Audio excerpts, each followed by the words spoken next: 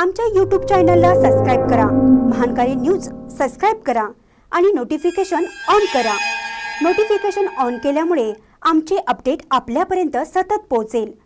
सर्वांची दिलगिरी व्यक्त करतो, कारण जागाच अपुरी पडली आहे। कारण 3 लाखाचं मताधिक्य मिळणार म्हणजे एवढी मोठी सभा ही आपण गृहीत धरायला हवी होती।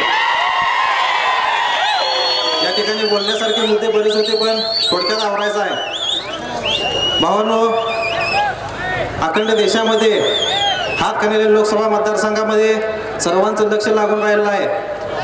कारण एका बाजूला जातीसाठी मतं मागणारी उमेदवार आहेत, तर दुसऱ्या बाजूला मातीसाठी मतं मागणारा आपला उमेदवार आहे।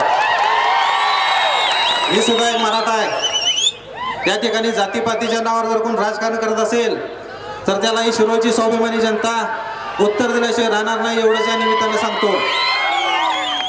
परवा इचलकरंजीमध्ये कुठेतरी एक चर्चा झाली भैया की शिरोळ गावामधून या ठिकाणी अफवांचं बरंच पीक पसरवलं जातंय। शेववाडीमध्ये जायचं आणि सांगायचं शिरोळमध्ये स्वाभिमानीचं काही नाही, शिरोळमध्ये यायचं आणि सांगायचं इचलकरंजीमध्ये यांचं काही नाही। शिरोळ ग्रामस्थांच्या वतीनं आणि सर्वांच्या वतीनं मी या ठिकाणी सांगतो, आणि जे कोण शिरोळचा निकाल बाहेर सांगतायत त्यांना ओपन चॅलेंज देतो। शिरोळ गावामधून खासदार साहेबांना जर 1 मताचा काही होणार लीड नाही मिळाला तर सचिन शिंदे राजकारणात संन्यास घेईल, लक्षात ठेवा। आणि हे चॅलेंज जर कोणाला स्वीकारायचं असेल तर अजून मतदानाला 4 दिवस आहेत, त्याने जाहीरपणे यावं माझ्यासमोर। कारण शिरोळ हे या ठिकाणी चळवळीवर प्रेम करणारं गाव आहे, आणि शिरोळमध्ये जे पिकतंय ते तालुक्यात विकतंय, तुम्हा सर्वांना माहिती आहे। या ठिकाणी या शिरोळ नगरीमध्ये 3 वर्षापूर्वी वाजत गाजत एका हरामखोर मंत्र्याचा मी सत्कार केला होता, आणि त्या सर्वांचं तुम्ही सुद्धा साक्षीदार आहे। आणि ते कुठं सांगायला लागलंय की खासदार साहेबांच्या पायाला फोड कुठनं आले, त्यांना वर्गणी कशी मिळते मला माहिती आहे। अरे साध्या मरणनाथपूरच्या ग्रामपंचायतमध्ये निवडण्याची ज्याची लायकी नाही त्यांनी या ठिकाणी खासदार राजू शेट्टी साहेबांच्यावर टीका करायला तुला अधिकार नाही।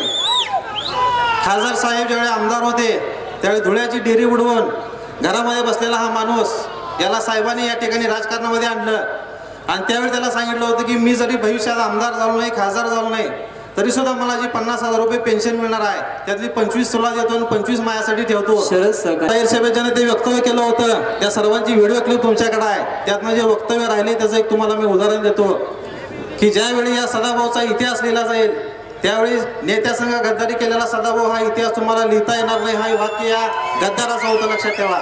आणि त्यानं आज खासदार राजू शेट्टी साहेबांच्या बरोबर गद्दारी केल्या, त्याला घरात बसवल्याशिवाय आपण राहायचं नाही। कारण 23 मेला ज्यावेळी निकाल लागेल त्यावेळेस मंत्रिपद काढून घेतलेलं असेल, आणि येणाऱ्या काळामध्ये आमदारपद सुद्धा काढून घेतील। या ठिकाणी उमेदवार एक सांगतोय, माजी केंद्रीय मंत्री आदरणीय सुबोधजी मोहिते साहेब यांचे या ठिकाणी आगमन झाले, त्यांचं सहर्ष स्वागत।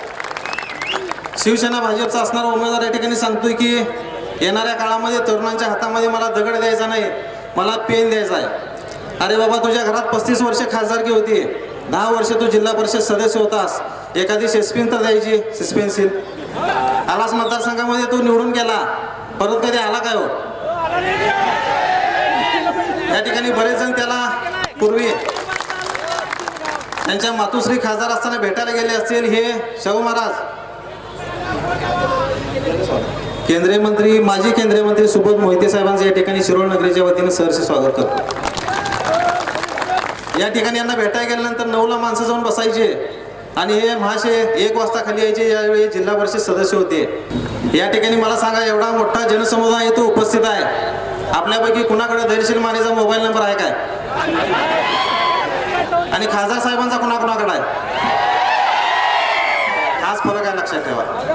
एखाद्या कॉइन बॉक्सवरनं जरी फोन लावला तर आमचा खासदार रात्री 12 वाजता फोन उचलतोय।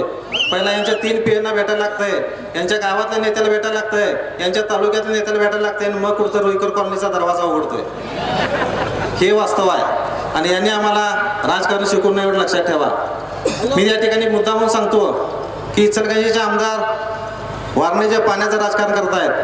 अरे बाबा, वारणा बचाव कृती समितीचा अध्यक्ष तुमचा आहे। या ठिकाणी इचलकरंजीमध्ये देऊ नका म्हणून सांगणारे तुम्हीच आहे, द्या म्हणून सांगणारे पण तुम्हीच आहे, आणि बदनाम करणारे पण तुम्हीच आहे। पाण्याचं राजकारण करून या ठिकाणी खासदार साहेबांचा बदनाम करण्याचा प्रयत्न कोणी करू नका, यातून सविस्तर तोडगा खासदार साहेबच करणार आहेत। आणि मला त्या आमदारांना सांगायचं आहे की दंगलीच्या जेव्हा आमदार झाल्याने खासदार साहेबांची उंची मोजू नये। कुठं तर मिरज दंगलीचा फायदा घेऊन जे आमदार झाले त्यांनी लोकांनी 1 नोट आणि 1 कोट ज्या माणसाला देऊन खासदार केलंय, ज्याची नोंद या ठिकाणी अब्दुल कलाम साहेबांनी घेतली होती. आणि त्यांनी बेंगलोरमध्ये असे उद्गार काढले होते की भारतामध्ये लोकशाही जिवंत आहे. असं जर उदाहरण घ्यायचं झालं तर शिरोळ विधानसभा मतदारसंघामध्ये असा एक माणूस आहे ज्याला लोकांनी नोट सुद्धा दिल्यात आणि वोट सुद्धा दिल्यात. ते तुमचे लोकप्रतिनिधी लक्षात ठेवा. आणि या ठिकाणी छत्रपती शिवाजी महाराजांचं नाव घेऊन हे राजकारण करतायत. मला त्यांना सांगायचं आहे की उगवत्या सूर्याचा रंग भगवा आहे, त्याला आम्ही कधी हिंदू म्हणत नाही. या ठिकाणी अखंड निसर्गाचा रंग हिरवा आहे, त्याला आम्ही कधी मुस्लिम म्हणत नाही. आणि अखंड समुद्राचा किंवा आकाशाचा रंग निळा आहे, त्याला आम्ही कधी मागासवर्गीय म्हणत नाही. जर निसर्ग भेद करत नाही तर तुम्ही आम्ही भेद करणारे कोण आहोत? अरे माकडापासून तयार झालेली ही माणसाची जात आहे. कुठं जातीवादीच्या राजकारणामध्ये तुम्ही अडकावा लागलाय? ही जनता, स्वाभिमानी जनता कधी या ठिकाणी खपवून घेतली जाणार नाही, एवढं लक्षात ठेवा. शिवाजी महाराजांनी 18 पगड जाती आणि 12 बोलतेदारांना घेऊन या ठिकाणी स्वराज्य निर्माण केलं. छत्रपती शिवाजी महाराजांच्या नंतर खऱ्या अर्थाने त्यांचा वारसा कोण चालवला असेल तर ते खासदार राजू शेट्टी साहेबांनी चालवला असं म्हणलं तर काही वावगं ठरणार नाही. या ठिकाणी बराच वेळ झालाय, बरेच व्यक्ती बोलणार आहेत. फक्त एवढंच आश्वासन देतो की शिरोळ नगरीच्या वतीनं, शिरोळ तालुक्याच्या वतीनं ज्या अफवा उठतील त्याच्यावर अजिबात विश्वास ठेवू नका. सगळीकडे अगदी व्यवस्थित चालू आहे. किमान 2.5 लाखाच्या पुढे खासदार साहेब निवडून येणार एवढी खात्री बाळगा. रात्रीचा दिवस करा, जेवढं देता येईल तेवढं जास्त मतदान साहेबांना करून घ्या. आणि स्वतः आपण उमेदवार आहे अशा पद्धतीची बांधणी करून येणाऱ्या 23 तारखेला जागरूकपणे मतदान करून घेऊया, एवढी अपेक्षा व्यक्त करतो आणि या ठिकाणी थांबतो. जय हिंद, जय महाराष्ट्र.